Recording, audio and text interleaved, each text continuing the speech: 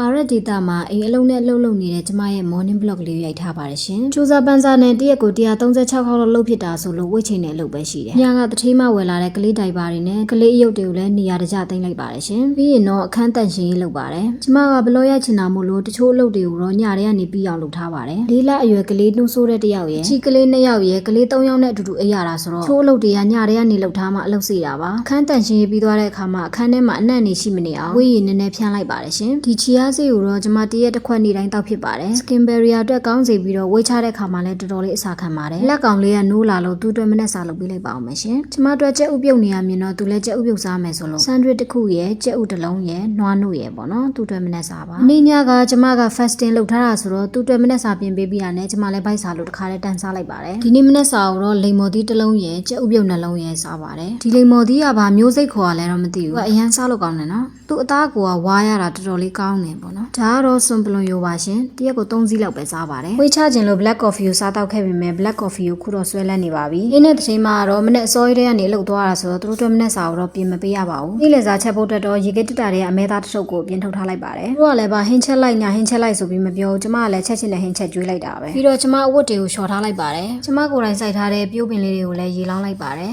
ပင်စိမ်းပင်လေးတွေပြိုးထားတာလည်းပေါက်နေပြီဒါကတော့ခင်းကျင်ပင်ပါရှင်ပထမတစ်ခေါက်ရေခဲတက်တာတွေကမကောင်းတော့တဲ့ခင်းကျင်သီးကိုစိုက်ထားတာတီးလေးတွေတောင်တီးနေပြီဆိုတော့ဒုတိယတစ်ခေါက်ထပ်ပြိုးထားတာပါကျမတထေးရဥစားချက်နဲ့အသားစားချက်တွေကိုလည်းအများကြီးမွေးထားပါတယ်ဒီမှာလေပန်းဆိုင်မယ်ဆိုရင်မြေနေရလွတ်မရှိတဲ့အတွက်ပန်းအိုးနဲ့ပဲစိုက်လို့ရပါတယ်နေရအပြည့်အုပ်တွေခင်းထားတာဆိုတော့လေကိုရိုင်းရေလောင်းပေါင်းတင်ပြုစုပြိုးထောင်ပြီးတော့မှပွင့်လာတဲ့ပန်းလေးတွေကိုကြည့်ရတဲ့ PT ကဘာနဲ့မှမလဲနိုင်ပါဘူးဆုံးထိကြည့်ပေးလို့ကျေးဇူးပါရှင်